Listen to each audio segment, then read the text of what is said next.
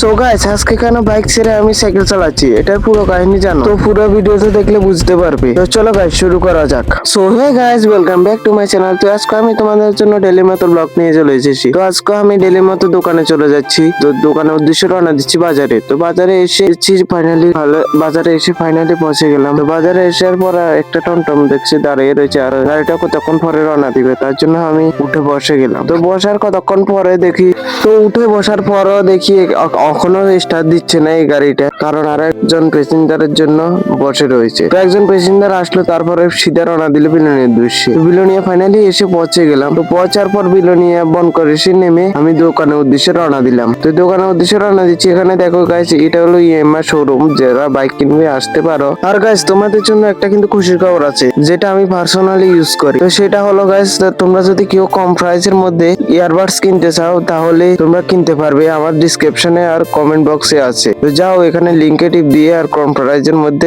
নয়েসের ইয়ারবাডসটা কিনো। আর গাইস এটা কিন্তু আমি পার্সোনালি ইউজ করি, এখন কি দেখতে পাচ্ছ আমার কানেও আছে এখন। তো যাও তোমরা কিনতে পারো, এই ডিসক্রিপশনে যে লিঙ্কটার মধ্যে টিপ দিয়ে বাই করতে পারো ইয়ারবাডসটা। তো গাইস ফাইনালি দোকানে এসে পৌঁছে গেলাম। তো দোকানে এসে পৌঁছার পর দেখছি বাইরের দিকে অনেকটাই কালো করে রয়েছে। আর এটা হলো আমাদের ব্যাকগ্রাউন্ড, মানে পিচ কিনার। আর এখানে দাদাটা কথা বলছে কার সাথে জানি। আর আজকে কিন্তু বৃষ্টি আসবার সম্ভাবনা আছে, মেঘও কালো করে রয়েছে। তো এরপরে আমিও দেরি না করে আমি চার্জারটা নিয়ে মোবাইলটা চার্জে বয়ে দিব, কারণ বৃষ্টি আসলে কারেন্ট যেতেও পারে। এখন আমাদের ত্রিপুরাটা অনেকটাই বদলে গেছে, বৃষ্টি আসবার আগেই কারেন্ট চলে যায়। তো এরপরে চার্জে বসে দিলাম। তো চার্জে হওয়ার পর আমি আবার তো একটা বাইক এসেছিল আমাদের সার্ভিসিং করার জন্য, এটা সার্ভিসিং করে দিল। আর এরপরে আরেকটা বাইক এসেছিল লগের পাশের দোকানে। তো পাশের দোকান থেকে একটা কাস্টমার দিল যে তার নাকি হেডলাইটটা ভেঙে গিয়েছে, তো হেডলাইটটা লাগাতে হবে। তার জন্য আমরা এগুলো খুলে দিলাম। খুলে দেওয়ার পর আমি এখানে বসে রইলাম, কারণ দোকানে কেউ নেই। তার কারণে আমি বসে রয়েছি, চারিপাশে ঘুরছি। আর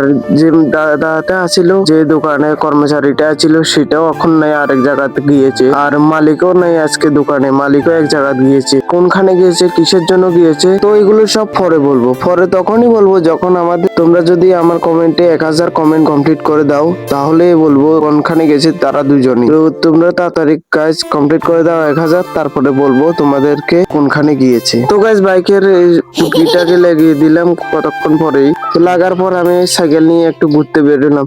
তো সাইকেলটা হলো একজন ছেলে, তো ছেলেটা পাম্প দিতে এসেছিল, তাই আমি সাইকেলটা নিয়ে ঘুরতে বেরিয়ে গেলাম। তো কতক্ষণ ঘোরাঘুরি করার পর তাকে দিয়ে দিলাম সাইকেলটা। তো সাইকেলটা দেওয়ার পর ফাইনালি সন্ধ্যা হয়ে গেল। তো আমিও বাড়ির উদ্দেশ্যে রওনা দিচ্ছি, কারণ অনেকটা লেট হয়ে গেলে কিন্তু গাড়ি পাবো না। তো আজকে কিন্তু সকাল চলে এসেছি, কারণ মালিক নেই। তো গাইস আবার নেক্সট ভিডিওতে দেখা হবে, ততক্ষণ বাই গাইস।